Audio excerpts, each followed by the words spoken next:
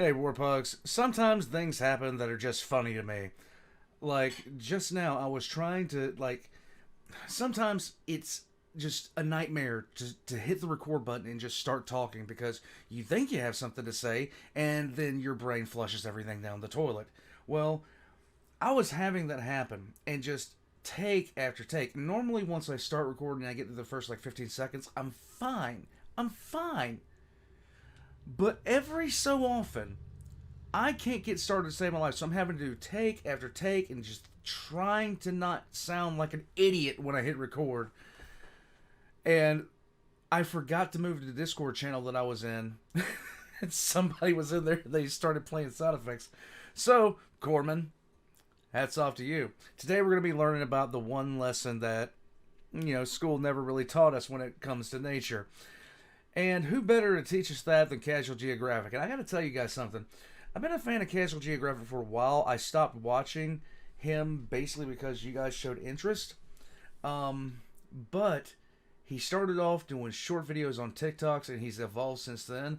And I can't wait to see where he goes, where he continues to rise and go to. I love his delivery. Sometimes somebody comes along with a subject that,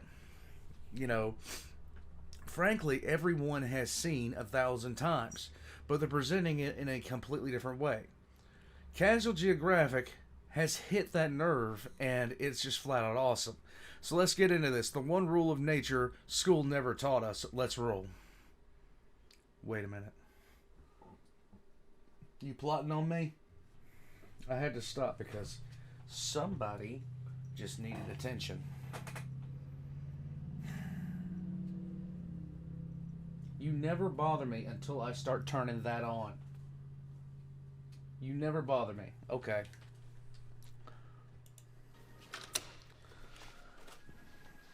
Nope. Hello. Nope. She wants to come in, guys.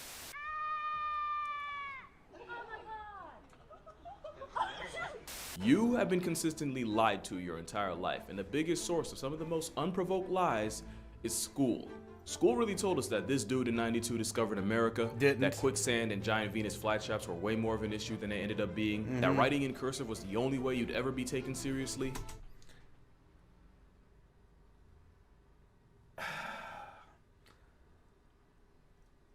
We had to spend when I was coming up through school, we had to spend so much time learning cursive, learning how to write in cursive, everything else like that. And for me, I have the handwriting of a mentally damaged orangutan. So by the time I got into high school, it was all, oh, you got to make sure you type this. You need to head down to the library and type this up. Year after year. Oh, you're going to need this. And then it just... The only thing I use it for is to sign a check, and when's the last time I did that? And my personal favorite, whenever a teacher would say, "This won't slide in college." Whole time, your calculus professor at 5 p.m. can end up your beer pong partner by 11. But there's one mistruth that insists on being spread, and before we get to that, story time. So Okay. back in the 70s, ornithologists noticed something pretty disturbing, even All right. for them. Fola is a remote island over 200 miles off Scotland, and for generations, migratory birds, specifically Arctic terns and one of the ops of happy feet, the skua, use it as nesting grounds to raise their chicks. Oh, look and at a group it. of ornithologists noticed a gruesome trend of chicks with pretty Look at his little face. It's a little fat thing. I like them. graphic injuries. Some chicks look like they had a leg or two ripped off. For others, the same but with their wings. Some chicks even had their heads divorced from their body, for sure Jesus. irreconcilable. And while some of the chicks somehow survived being mutilated, scientists had no idea what was causing this sudden rise in amputees. At first they guessed otters or even hedgehogs, Amputees. but it turned out to be neither. You wanna know what it was? I promise you'll never guess it. I'll even give you a chance to try. Comment what you think. I bet you're wrong. The answer? Sheep. Yeah, sheep.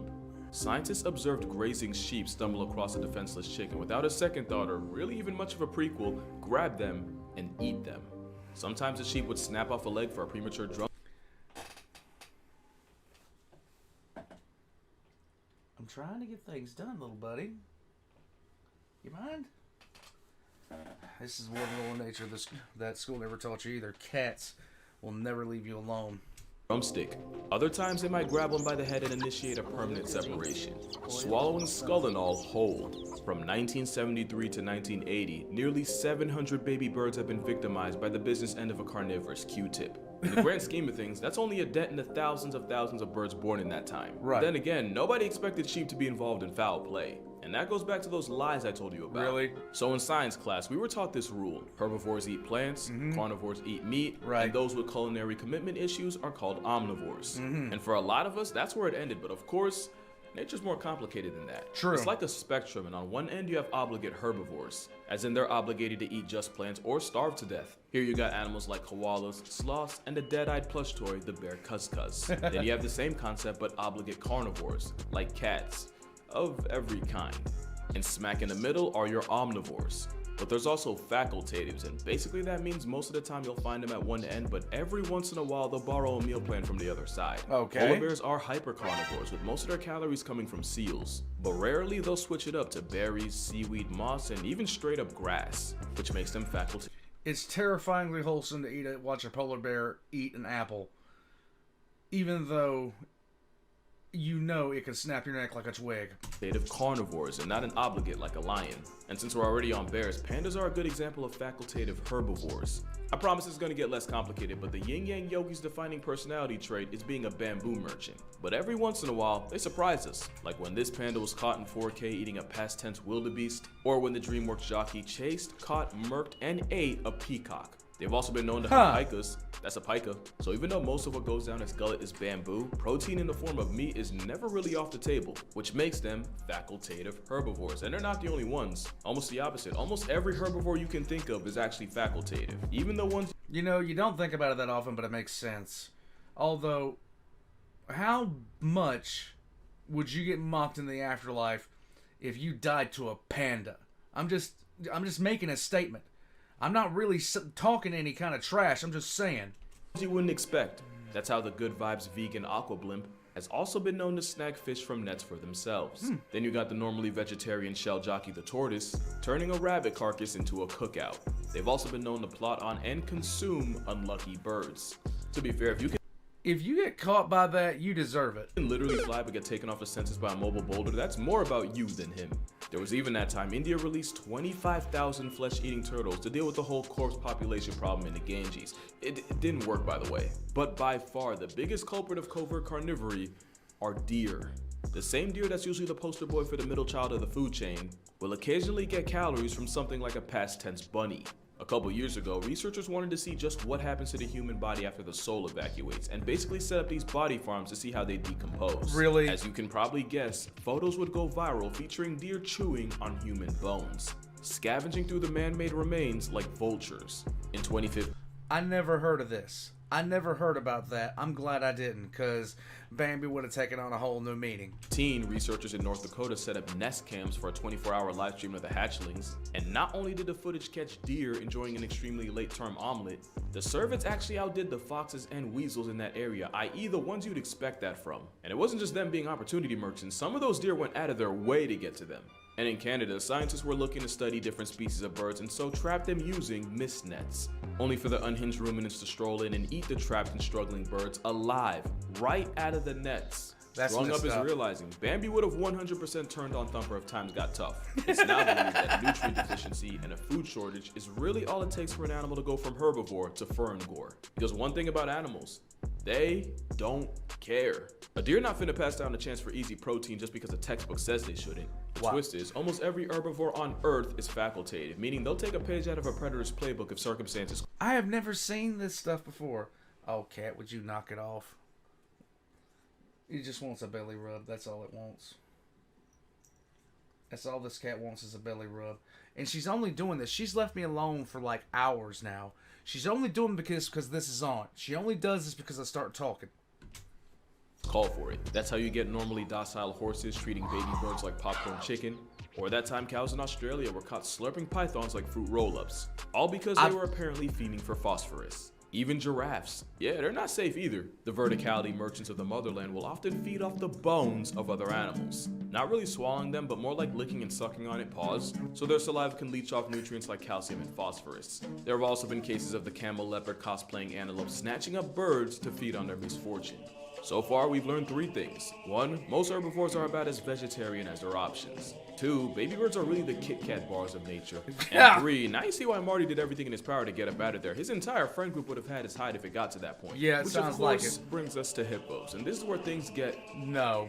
complicated. At this point, it probably surprises exactly none of you that the 4-legged assassination cetacean can have a hankering for flesh.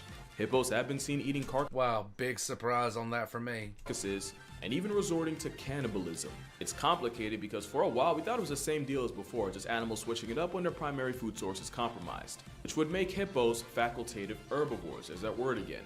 Except, more and more scientists are coming to the conclusion that hippos eating meat aren't just scavenging or being opportunists, it's just hippos hippoing, as in hippos will put themselves in a position to catch a body and subsequently feed on it. There have Yeah, been that reports of makes hippos sense. murking livestock and seemingly predatory assaults, and some even believe hippos will purposely park themselves in a river migrating animals have no choice but to cross, just so they can turn the casualties into calories. Sometimes that involves punking crocodiles out of food, and of course you already I would not.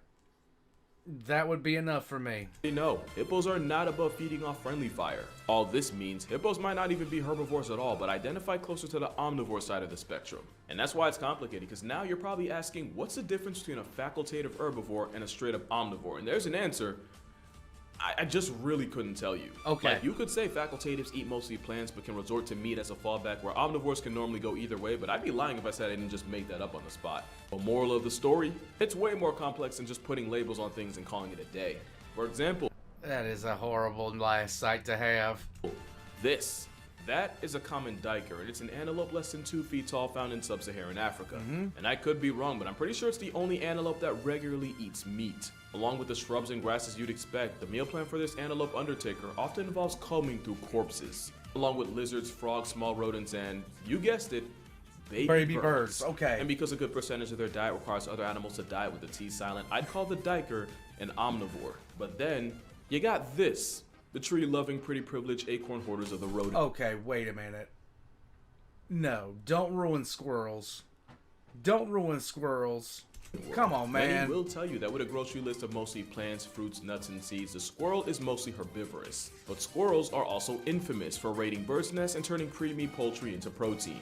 And yeah, they do this a lot. On occasion, you'll see squirrels pack up chickens and snakes. There was even a story of a pack of Russian squirrels ganging up on a stray dog and eviscerating the canine alive, each scurrying off with their share of flesh. Yeah, not so cute now. They're not the only rodents that go rogue either. Okay. Normally, grass-eating prairie dogs have been known to savage baby ground squirrels, and on rare occasions, even eat the remains. In case you're curious, they do this by shaking the baby violently until their existence gets revoked. That's not even my worst rodent fact in the chamber. In 1995, Okay. a 43-year-old woman was found deceased in her Oh, this is about to be great. flat with facial lesions and lacerations, and the fact that she was naked from the waist down. First responders thought it was a special victims unit kind of crime. Except it was later determined that she had expired to pneumonia. The desecration of her corpse was caused by her pet golden hamster. Not only did the pet feed on her vacated vessel, law enforcement would find the hamster's makeshift burrow containing human skin, flesh, and muscle tissue. But that shouldn't even really be a surprise since hamsters are known cannibals, but what you might not know is that sometimes it can be caused by corn. Researchers at the University of Strasbourg What? found this out by accident when they tried to figure out why the female hamsters under their care kept dominating their own children. Through some likely traumatizing trial and error, they figured out that just a corn diet was even the hamsters missing vital crucial vitamins, specifically B3. They figured that out because once they added B3 back into their diets, the mother hamsters suddenly remembered how to mother.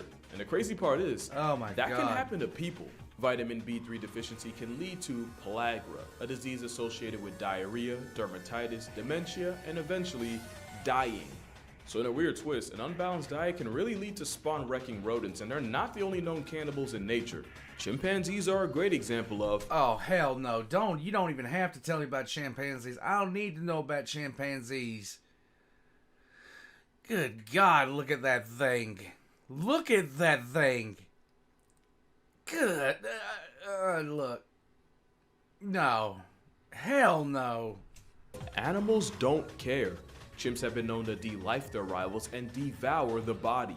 Now to us, it's horrific and it makes chimps the spawn of Satan. To a chimp with no legal system or a sense of morality, just a will to live, it's common sense, murking your rival to protect your food supply and not letting easy protein go to waste. And before you judge, early humans reportedly made the brains of terminated children a somewhat regular part of their diets. But I think people forget chimps aren't just violent pseudo-vegans, they're legit predators. Yes, as they in are. they'll work together in coordinated attacks on prey like colobus monkeys, which, isn't all that different from getting disemboweled by a pack of Olympic-level parkour zombies.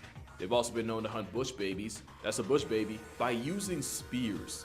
But with all the chimp carnage on this channel, them having carnivore tendencies should really be no surprise. The plot twist is, even the pacifists of the great apes can be on predatory timing. Most people, including me about 2 weeks ago, see a I don't like, there's something extra creepy about a chimpanzee to me. Like, knowing what I know about them now. Because I always thought, oh, chimpanzees, they're primates, yay. But there's something extra creepy about the way that chimpanzees act now. Especially, and those photos he used only heighten that effect. I don't want to be anywhere near a chimpanzee just in case that thing decides that today's the day it's going to decide to check the box for homicide. I don't want to be there. I do not want to be there. To hell with that. orangutans as a good vibes hippie vegetarians of the primate world. Which is almost true. Ginger apes eat mostly the stuff you'd expect, fruits, figs, leaves, maybe some termites to go with bird eggs. But then you got this, an orangutan tearing apart a slow loris. The same one known for being venomous, which orangs figured out how to neutralize by using the loris's natural weakness.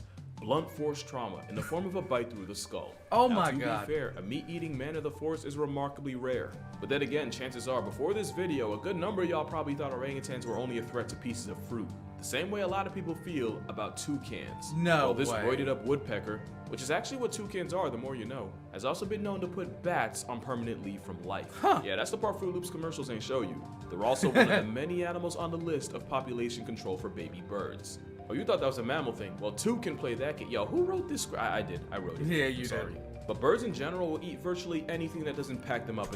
And I've done that too. I've written something I've immediately regretted as soon as I've said it, and I've left it in. The process. Seagulls have been seen scarfing down squirrels with zero remorse, and I'm pretty sure there's at least one person in the world down a dog thanks to this flying antichrist. But the biggest example of feathery f***ery is what happens on Malgus Island. This is where we go full circle. This island off the coast of South Africa is a nursery for the thousands of Cape Gannets nesting here. Oh my God, this is gonna be horrific. Which would probably be a good idea if someone ain't snitched to the pelicans, because a population of white pelicans started traveling to Malgus just so they can swallow gannet chicks whole, often right in front of their parents. And if one was unlucky enough to have both parents out at sea, that's just an easy lick for this attack on Titan pterosaur. It gets worse when you realize the half-digested, fully molested baby birds often end up being regurgitated for the pelican progeny to eat. And you thought they just ate fish.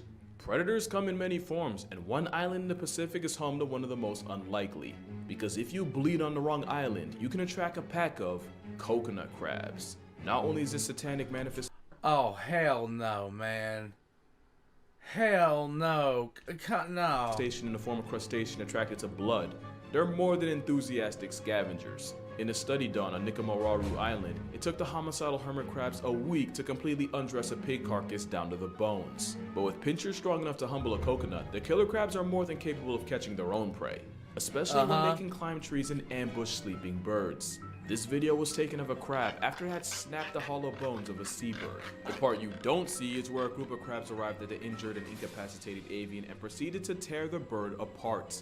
They've also been known to make a meal out of rats, cats, and maybe even humans. Because a grisly theory on the disappearance of Amelia Earhart was that a cluster of crabs got to her before anyone else could.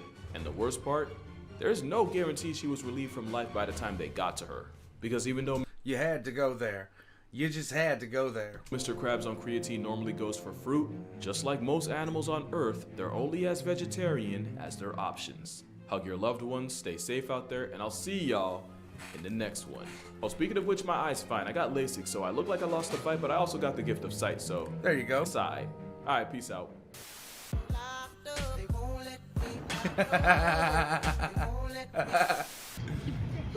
Cook it.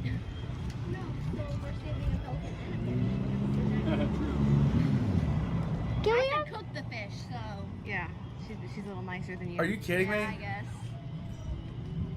Oh, he's got a hook in him. That's. Wow. Yeah. We're saving the pelican. Pelican, go. You just snatched that fish right out of that pelican's mouth. That pelican's like, to hell with you. Let the bird go. Okay. Good birdie. Are you okay? That pelican's pissed. That pelican is flat out pissed. Come on, man. Oh, man, you gotta be kidding me. War Pugs. That was a little bit rougher than I thought it was going to be to check out. That was a teeny tiny bit rougher than I thought it was going to be. I don't think I was quite ready for that. I don't. Were you? I don't know. Come here, cat. Come here. I will finally bring you over. There you go. Now, this is my little terror, my little piece of nature. Aside from the pugs I have, she's my office cat. I don't want to know what she get up to. She hasn't brought me any presents yet. Kind of glad about that because the wife would freak out. Because got a little serial killer right here. I know it. War Pugs, I hope that you guys have a good day.